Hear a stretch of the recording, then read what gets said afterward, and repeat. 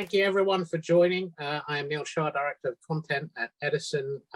We are going to discuss the trends of 2022, what's hot, what's not, what's going to distinguish healthcare innovation for the year of 2022, what new trends are going to emerge, what's going to fade.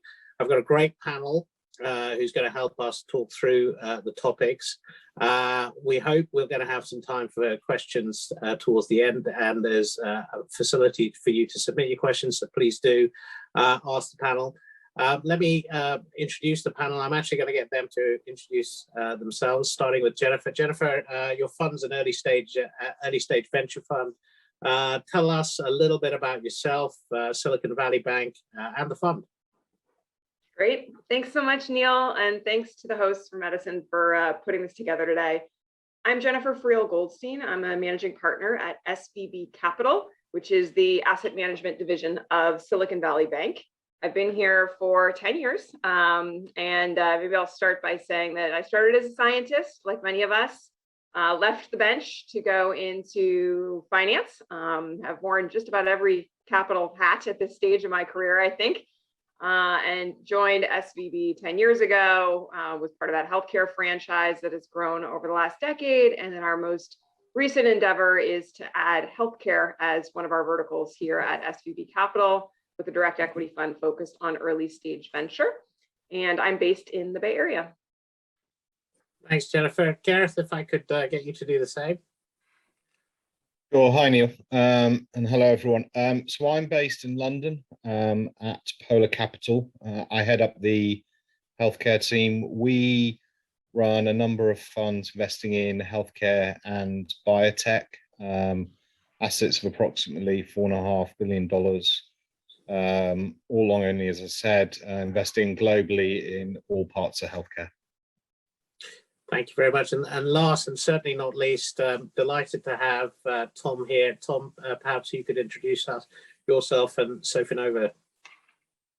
Sure. Thanks, Neil, and thanks for having me. And hello to everyone. My name is Tom Burtz. I'm a partner in the Sofinova Crossover Fund, which is a French, Parisian-based VC, but I'm actually in the London office, and this is actually not a background. It is true to life, so life is returning. My background's a doctorate in chemical engineering, and I worked in large-scale manufacture of vaccines at GlaxoSmithKline back in the day when perhaps there wasn't so much interest in vaccines, and then moved into finance for Piper Sandler back in 2006, and worked on ECM and M&A across European life sciences before moving to the buy side for a group called Novo Growth Equity, investing up to $200 million a year in late stage European life sciences before we founded this fund in 2017, and investing in both in public and private companies off a $550 million fund, and looking forward to the conversation. Thanks, Tom. And we're projecting forward to 2022, but I mean, I think when I'm thinking about it, I think it's quite hard to do that without actually contextualizing where we've come from. And we've been in two very unusual years as a result of the pandemic. Healthcare has been at the forefront. So I think what I'd like to do is start by just reflecting on that, and ask each member of the panel to think about the last 2 years, and in particular, what opportunities and challenges that has brought up in your respective roles. And maybe I could start with Gareth to start off with. Sure. So from the public market perspective, I guess if we cycle back to the start of the pandemic, and then the incredible efforts from the healthcare industry, both across vaccines, drugs, antibodies. So you saw tremendous efforts and lots of companies impacted by that. There were companies that did very well and grew strongly, driven by the impact of COVID, and then other areas of healthcare impacted negatively, largely to do with sort of the pandemic impact on healthcare systems.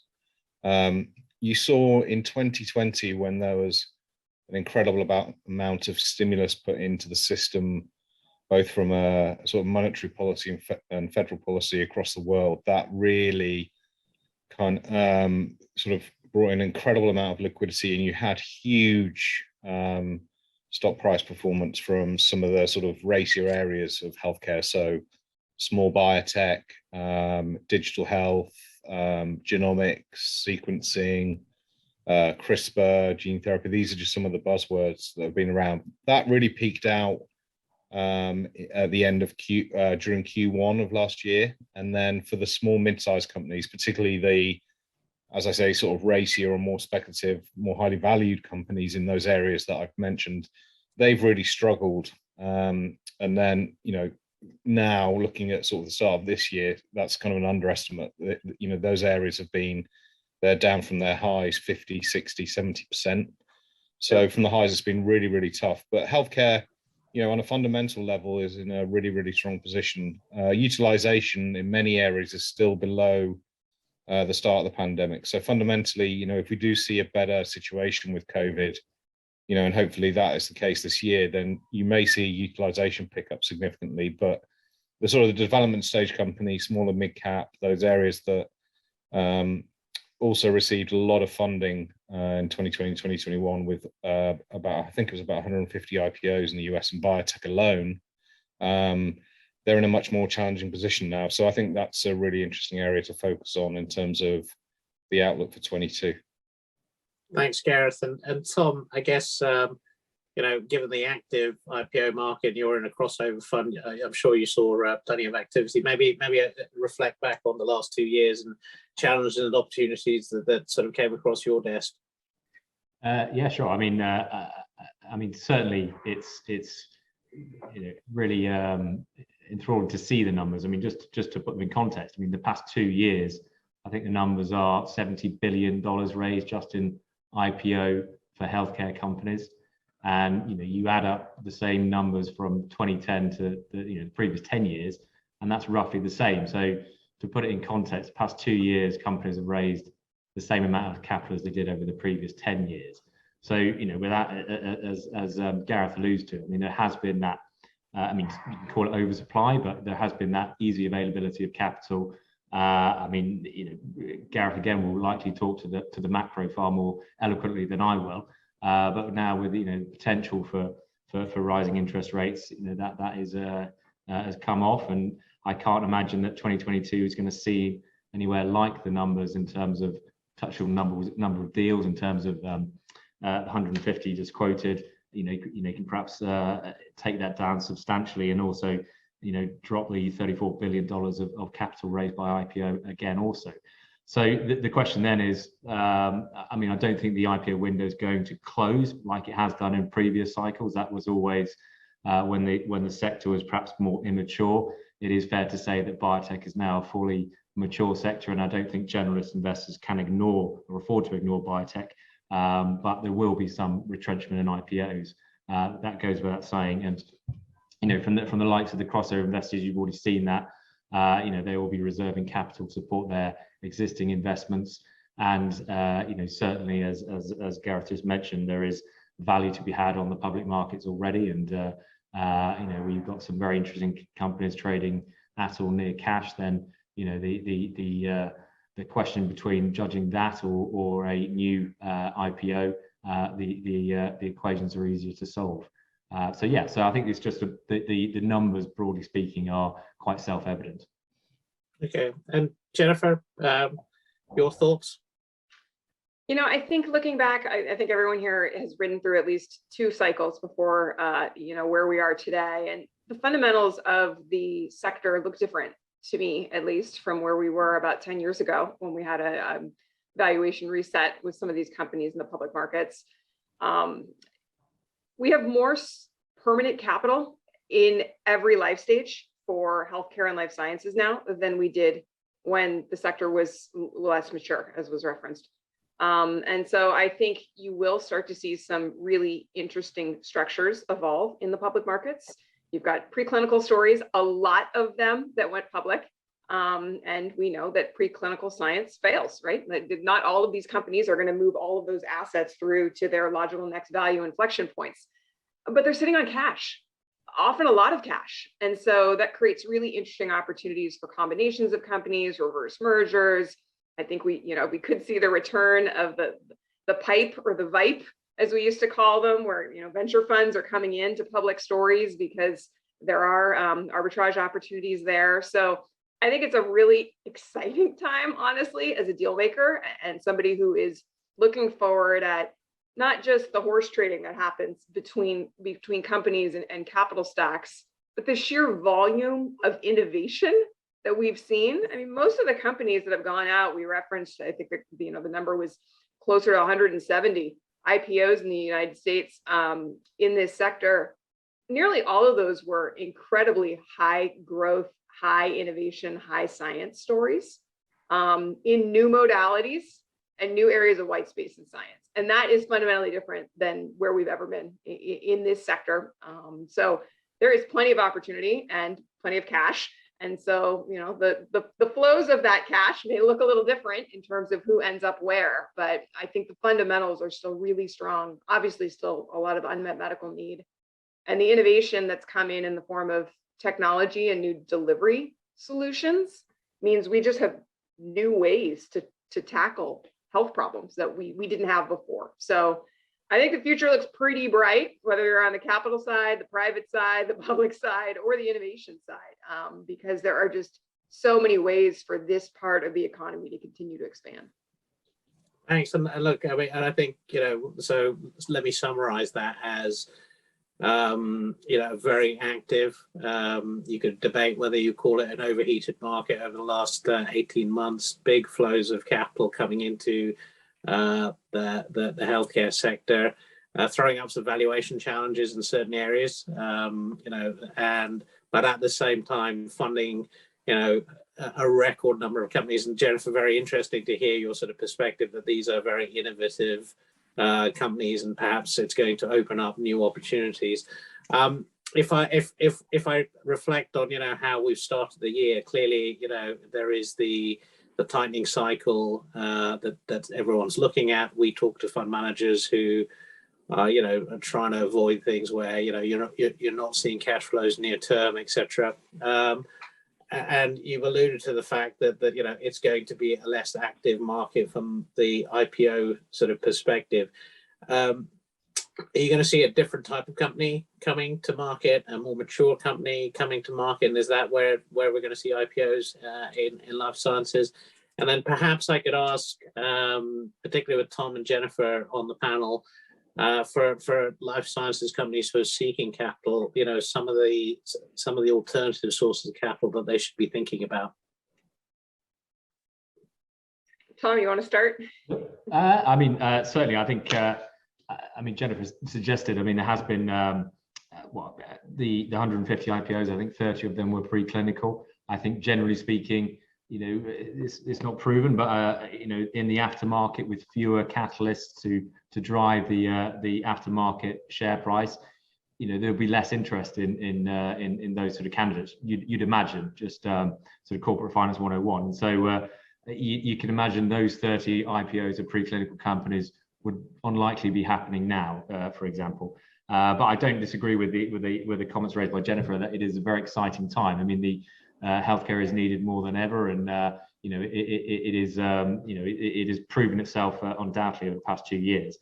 And so, again, I don't see any retrenchment or ceasing in IPOs. It's just perhaps a more rational, and people can use phrases like flight to quality. What exactly is quality?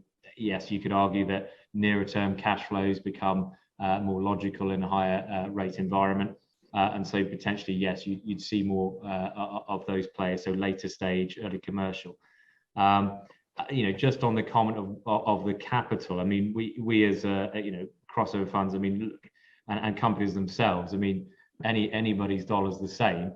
Obviously the capital markets has been there as a very dependable source of capital, but some of the really interesting developments of the past couple of years have been the increased interest of the tech guys, the tech funds in life sciences, and also the logical interest and attraction of private equity capital, which, you know, just by function of the amount of money these guys have under management, it goes without question they should be directing some of that to the highest growth and most innovative and most exciting areas of healthcare, which I term biotech and biopharma and tools, etc.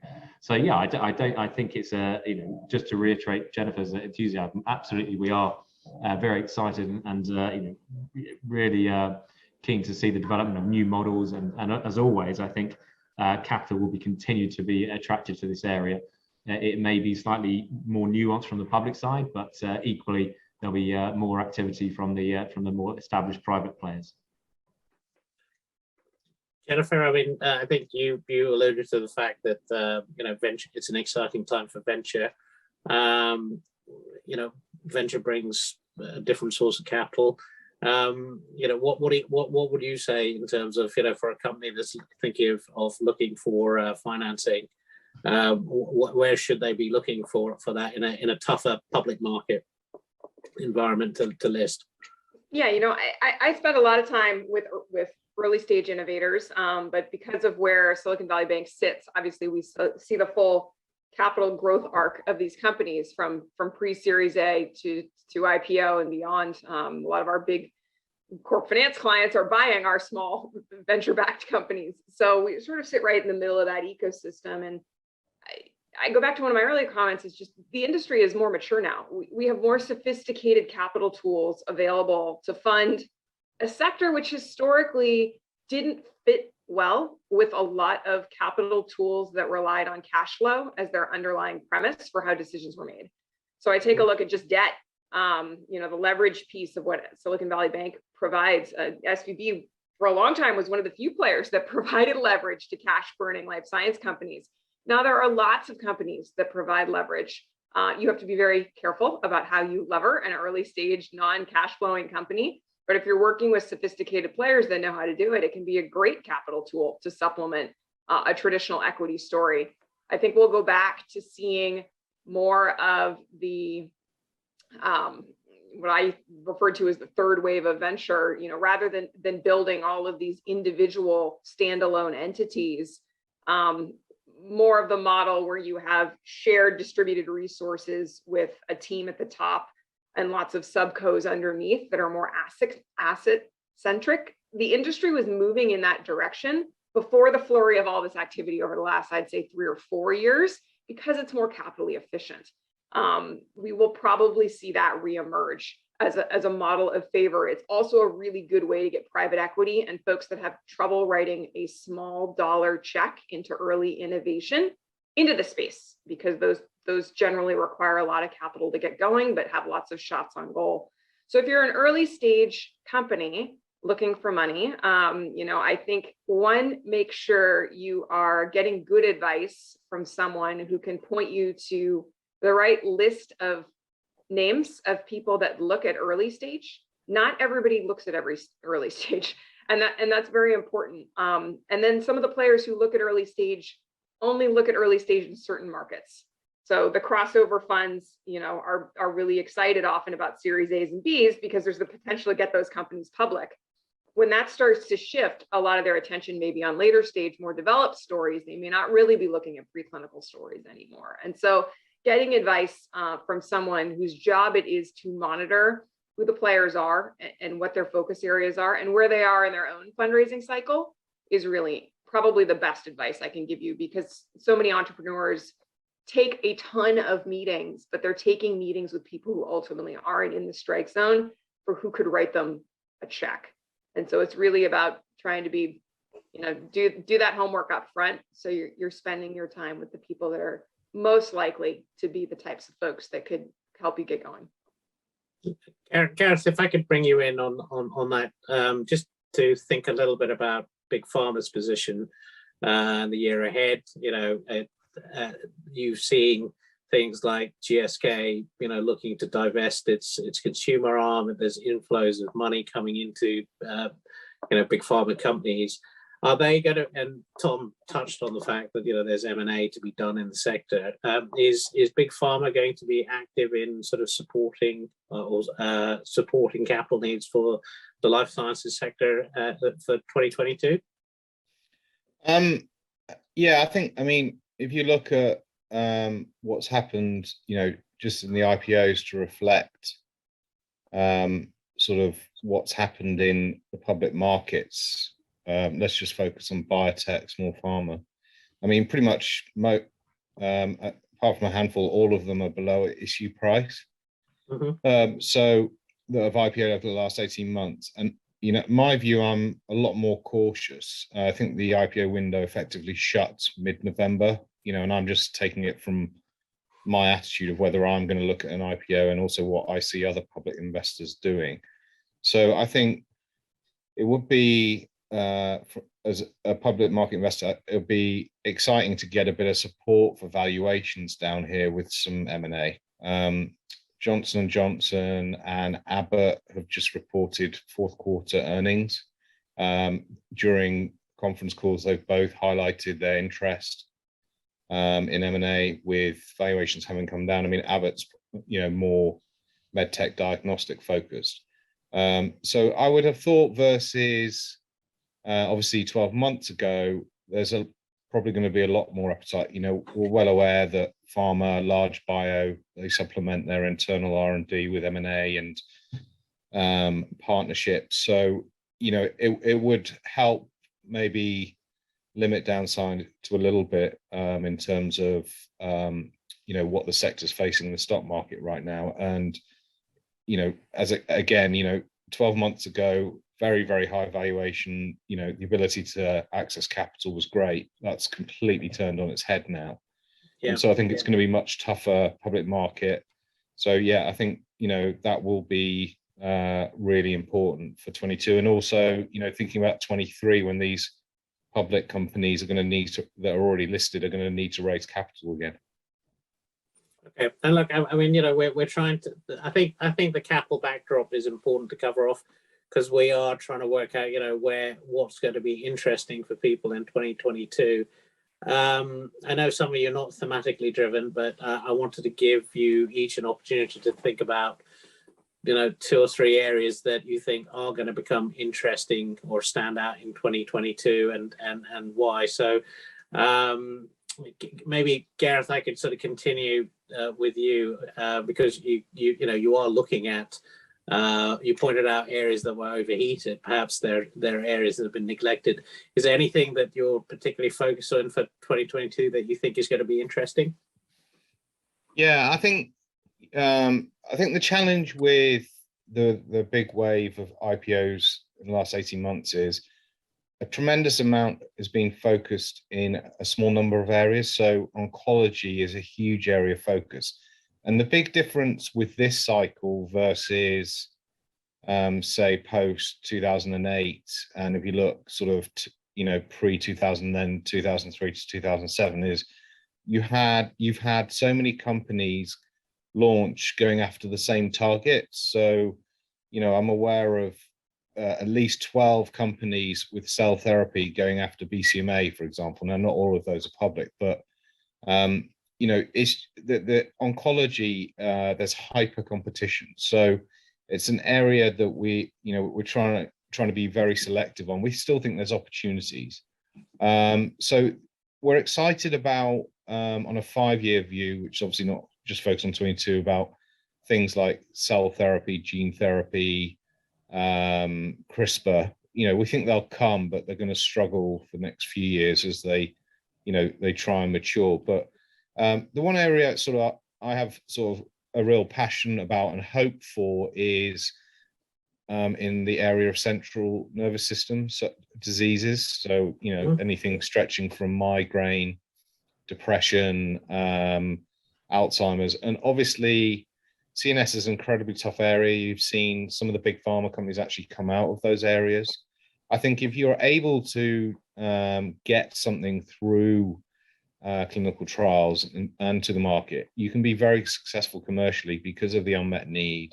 There's huge switching in therapies and huge opportunities there. But the big challenge is, trying to get something approved, because it's such a difficult area. But we're hopeful you'll see the impacts of new technologies, the applications of things like genetics that have really helped advance areas like oncology.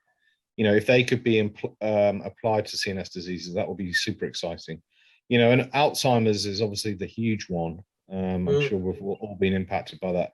And again, really, really, really challenging. But, if anything comes through there, obviously that's going to have a huge impact. But we're not necessarily expecting that in 22, but there will be data there. We just think it's tough because it's focused on beta amyloid and that doesn't seem to work. But, fingers crossed. So I'm giving you 3, but CNS, I think, that's a huge area of unmet need. And it's relevant across both pharma biotech, but also medical devices are being used there. And also incredibly important on the service side, and we all are well aware, mental health fits into this and the enormous challenge that has become, particularly in part driven by the pandemic. So that's where, we have a really big focus.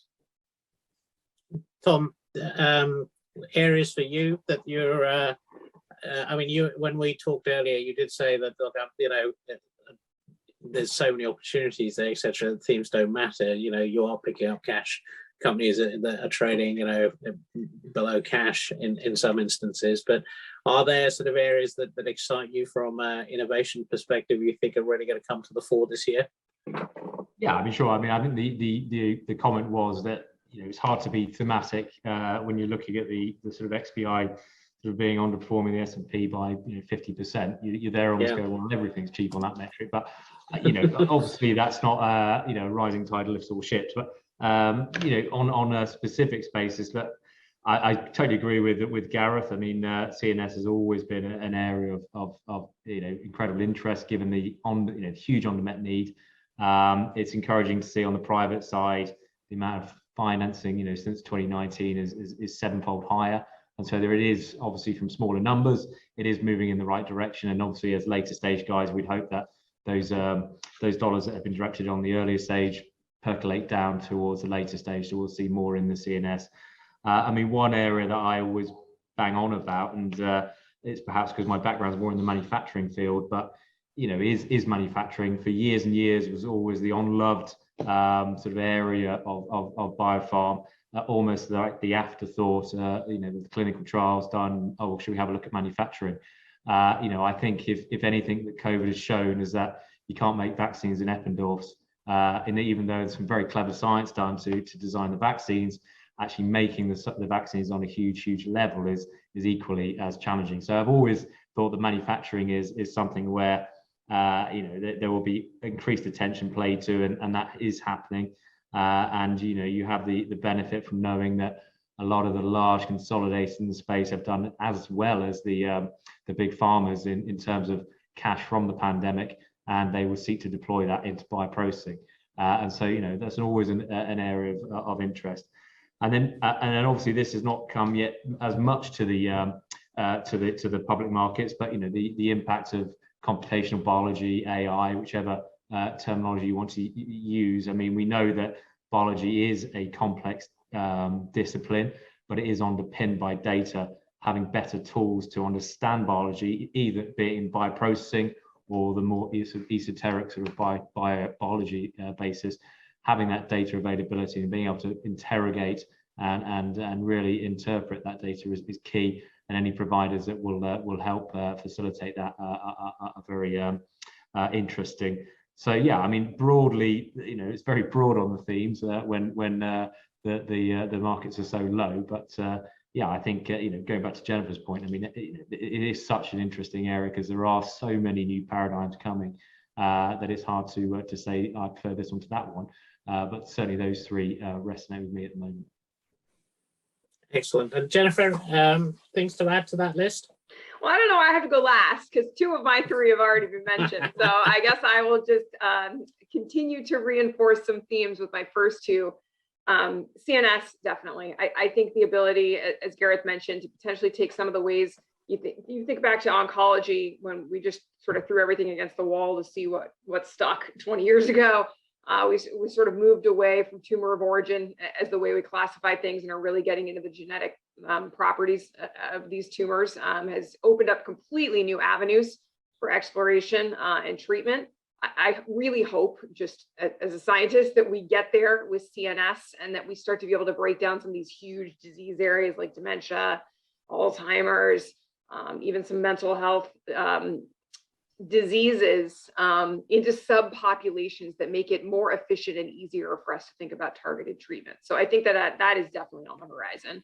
Another shout out to manufacturing. I completely agree. I think that there is opportunity here that's beyond the 2x forward multiple kind of boring manufacturing of yesterday, to look at creative companies. We've already seen several really cool companies get started at pretty spicy valuations that are looking at bespoke cell and gene therapy type of applications, but it's needed. I mean, these are complex therapeutics to create, and you can't just rely on powders and pills and chemistry to get you there. It requires really specialized expertise, and I think that lends itself well to the venture model. Maybe a third I'll throw in there is women's health.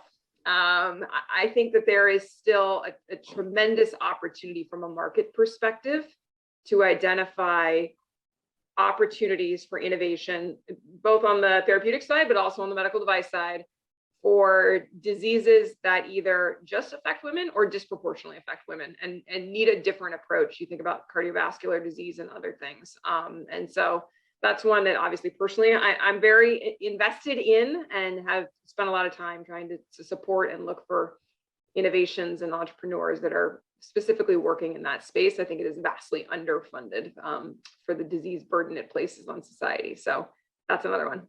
That's great. So look, I mean, some consensus. So CNS, lots of votes for. Manufacturing seems to be there, and then other things that have been sort of picked up by people.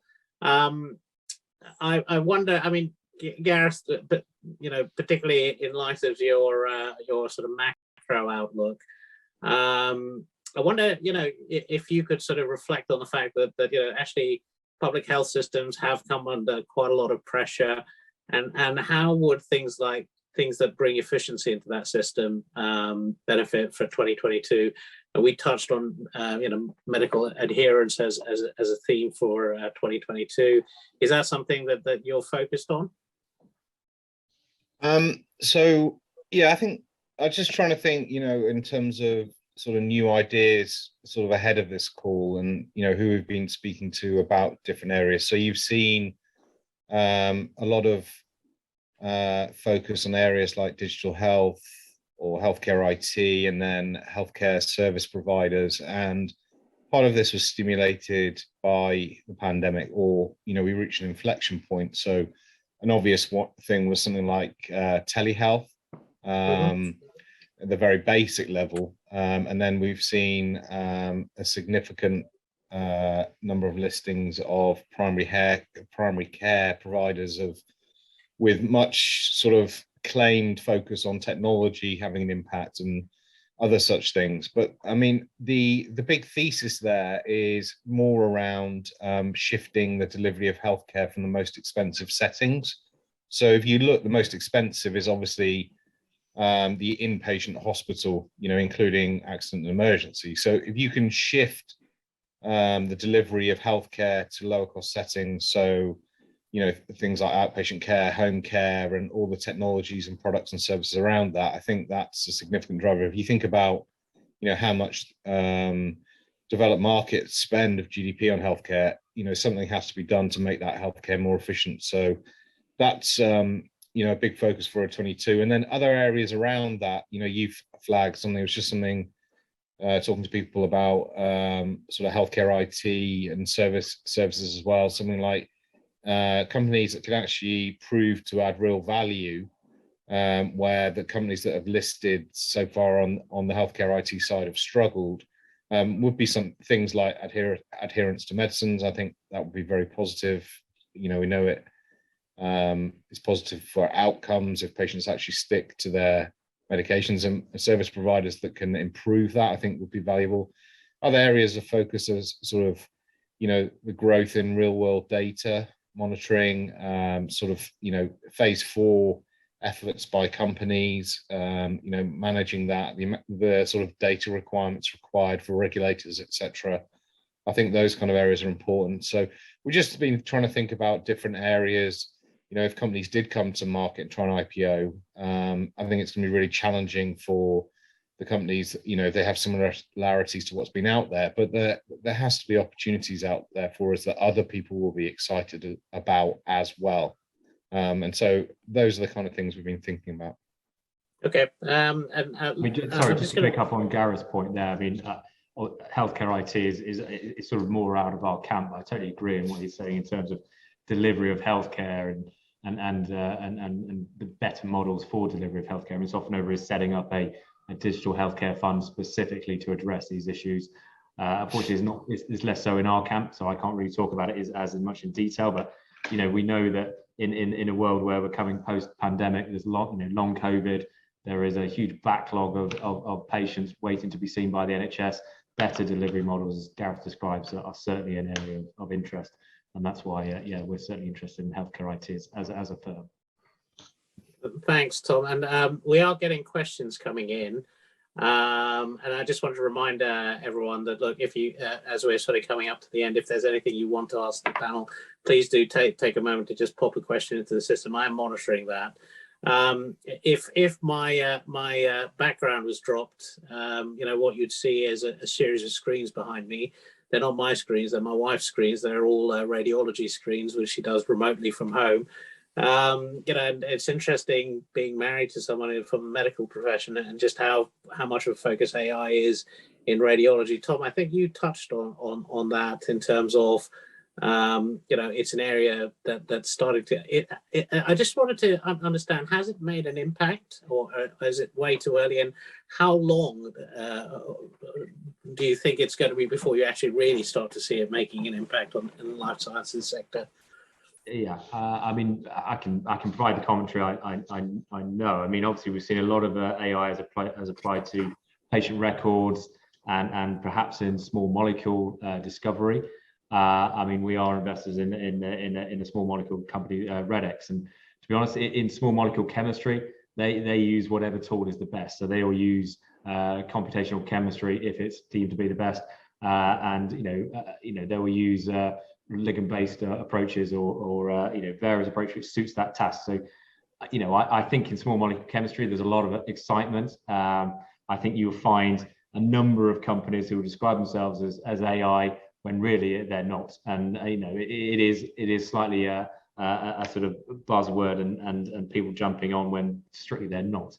And to be frank, when it comes to small molecule design, I think the battle between human and machine is yet to be fully played out.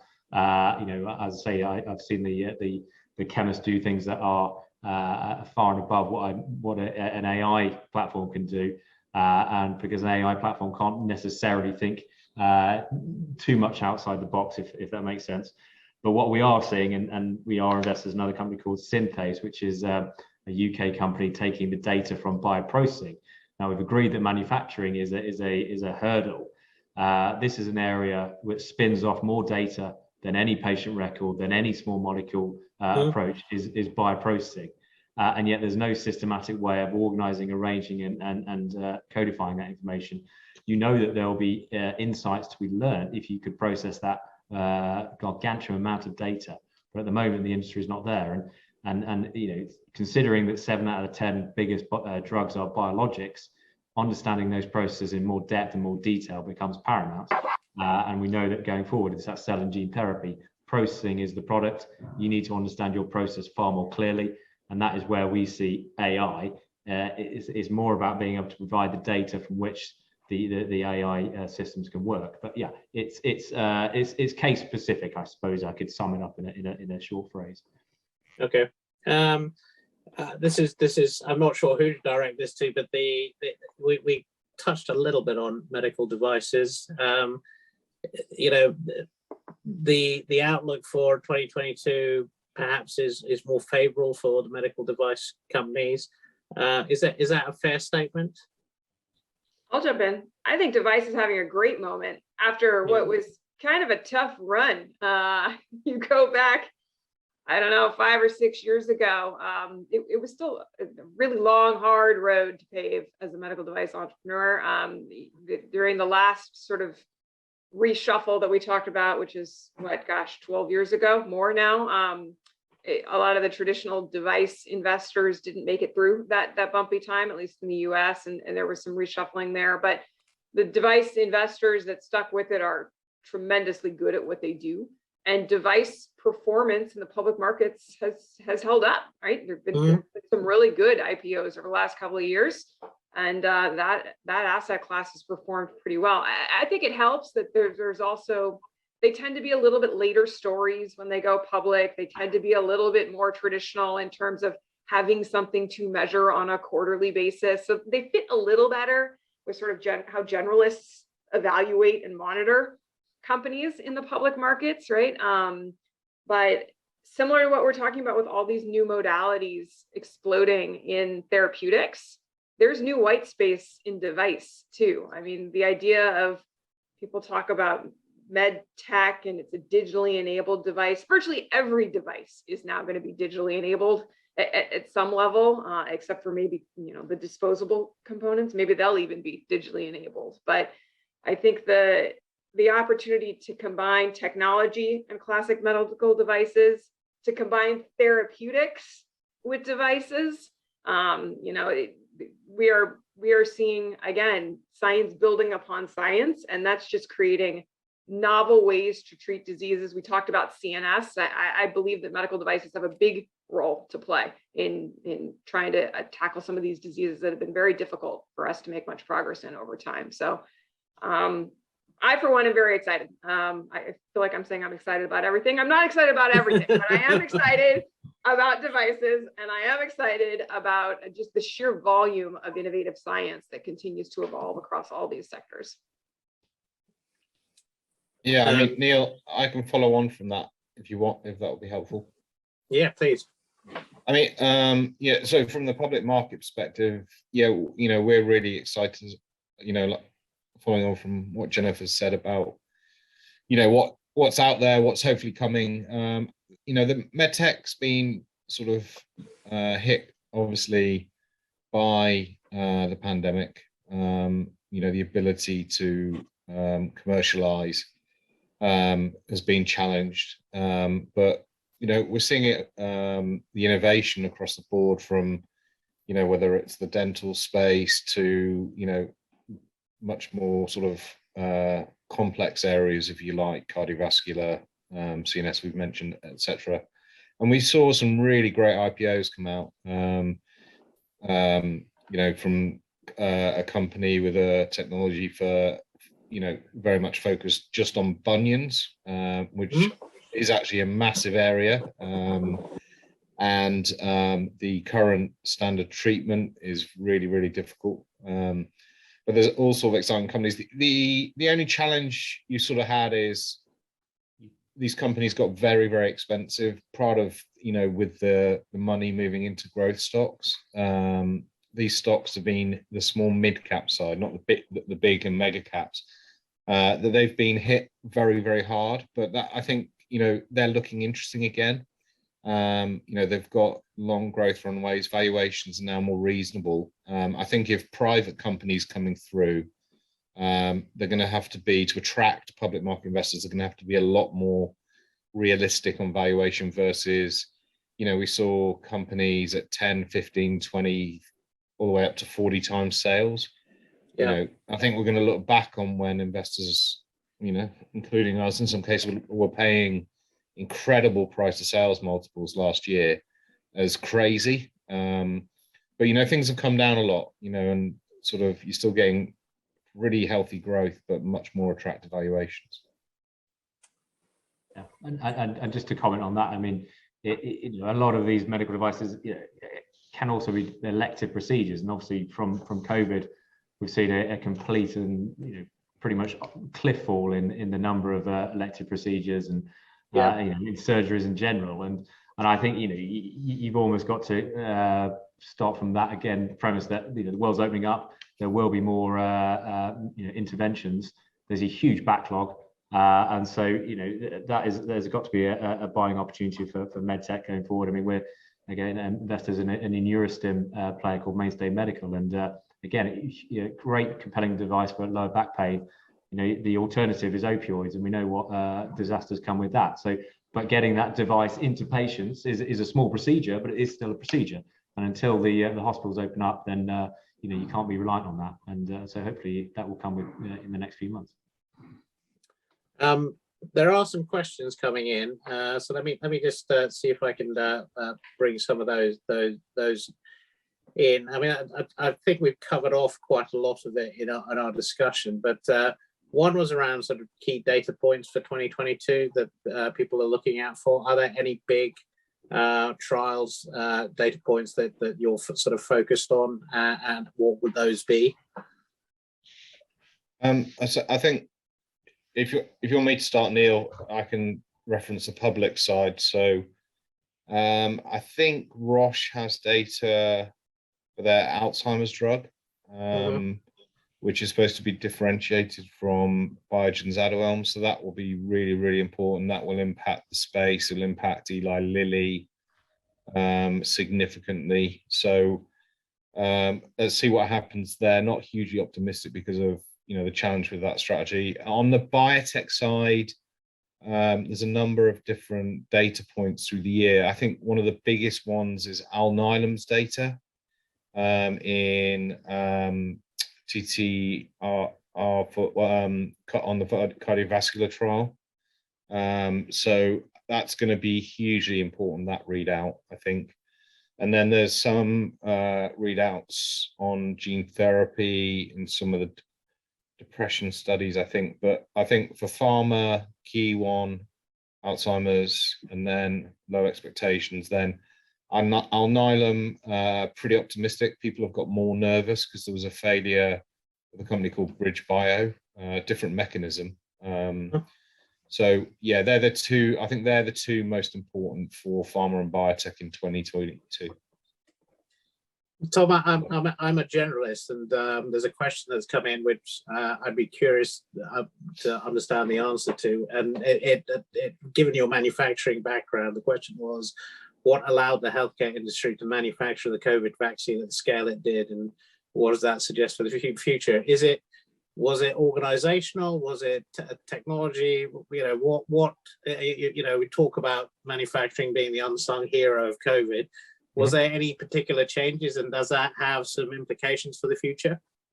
I mean, I think, look, you can talk about mRNA separately, which is obviously a very different manufacturing process to viral vectors. I mean, look, you've got to see how manufacturing of vaccines has moved on in 20 years. I mean, you've gone from a world where you were talking about making vaccines in eggs to submerged culture, and now, I mean, to get to that scale reliably, consistently, to get the titers. I mean, I know Oxford Biomedica were responsible for a lot of the process development work and large scale work on the AstraZeneca vaccine, but it's lots of incremental. As far as I'm judging, a lot of the gains in many areas add up to the result. So streamlining cell line development, being able to use novel selection mechanisms for identifying cells of choice, in terms of upstream processing, the better disposable systems, the more consistent sampling methods. I don't know. I mean, they obviously had suspension culture versus adhered culture, and then down in the DSP, better chromatography, resins, ultrafiltration methodologies. And so, manufacturing is not just a single unit op, as we all know. There'll be many components that really add value. But looking forward, as we're trying to accelerate manufacturing for a lot of almost very complex medicines, as the others have described, cell and gene therapies. These are complex. They're not just macromolecular. These are supramolecular structures. Cells and genes. That will require much more efficient manufacturing, and there's always gains to be made. And it's not simple just to go from lab scale to pilot plant scale to commercial scale. and getting a better, faster, and more efficient way of doing that is key. And Jennifer, I guess someone's sort of picked up on your comment that you're keen on women's health. So, I mean, I guess is 2022 the year of women's health? I just wondered if you sort of try and address that in terms of, you know, what's changed, why has it come to the fore, what are the sort of catalysts? Maybe put a little bit more flesh on the bone around that. Sure, happy to. I hope the comment wasn't a cynical one. I really do hope we start to make more strides in this sector. I think is this the year that women's health is on the map? I hope that it's not a single point in time, but just more a broader understanding of the unmet medical need and the opportunities purely from an economic standpoint. This is a great sector to be looking into. And then obviously there's the societal and personal benefit for someone who's looking at things that have been long overlooked. I think a couple of things though have fundamentally shifted. One, and I'm actually not sure how I feel about this this statement. We've created a category called femtech because in tech land, if you can put the word tech after it, it becomes a category. And most of those are SaaS companies. A lot of them are digital health companies providing real value with tools that are geared towards women as the primary consumer, right? Mostly those are not the companies that I'm most excited about personally investing in. I'm not a SaaS investor. I'm looking at more traditional therapeutics and medical device type of diagnostics companies. But they've created a category that now gets buzz and sort of social acceptance within other venture circles. And so, you know, you can say all publicity is good publicity. People and folks that didn't look at things before because they dismissed them as being too niche might take another look because there's a category. And I think it's, you know, there are limitations to how important having a category can be, right? It can be limiting. It can create boundary conditions around, well, is migraine a women's, you know, that's not a femtech company because it's migraine and migraine affects everybody, right? Then you start splitting hairs. But someone might pick up the business plan and look at it in a way that they wouldn't have looked at it before. If femtech is somehow part of their investment remit all of a sudden. So I think net, it probably helps bring attention to the space, even if you're now muddying concepts together that really don't belong in the same place. Like if I have an app to track my pregnancy journey, that is not the same as a device or a therapeutic for endometriosis, right? Like they shouldn't be in the same category from a venture standpoint. But I think that it brings attention to the space. There are also specialized funds that have been created, some really stellar funds that are just looking for women's health opportunities. And I think those funds are likely positioned to be successful if they stick to their knitting and support these phenomenal innovations and entrepreneurs that are waiting to be picked up and brought forward. So, I mean, it's not that there aren't comps in the space that have done really well, but there are some fundamental structural things that still need to fall into place. Most big pharma companies lump women's health in other, right? It's like all the other diseases plus women's health. And so there's not like a generalized approach to how you get attention with M&A or BD licensing types of discussions. So there are some fundamental things that still make it challenging.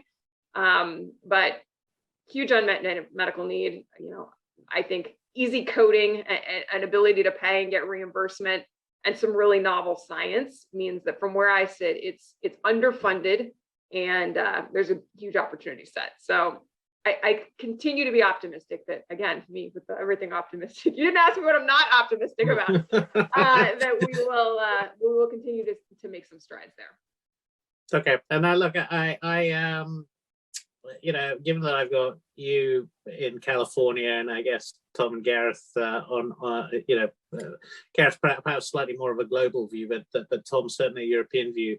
I should have asked it when we were doing the capital part of the sort of discussion, which is, are there marked differences that you see between the sort of US landscape and the European landscape? Chris Mayer did a panel yesterday just pointing out that, you know, a number of US companies are now choosing to list actually in London because they're small, they'll get a chance to be noticed within the London market, and then over time maybe they mature and move off back into the US market. I just wanted to get you each talking about your home turf and the kind of market and opportunity that you're presenting to companies.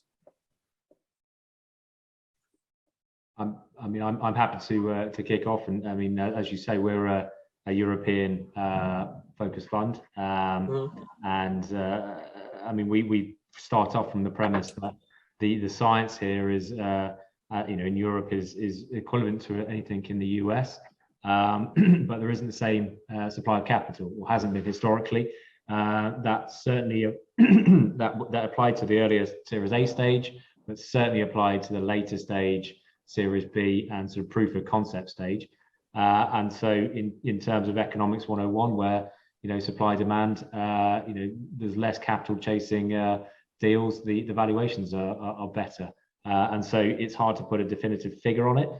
We have suggestions that sometimes at points that the valuation differential between the US and Europe can be as much as between 30 and 50%. And so that was always an attraction to us from starting this, was if the science base is equivalent, but the valuation is different, there's there's an opportunity there. And so that's certainly where we find out. I think, I mean, in terms of your comment about choosing London, I mean, we're like anything, the investors are not bothered about where the geography of the exchange is. The company is where the company is, where it lists its shares is just from us to find the function of where it will find its most appreciated.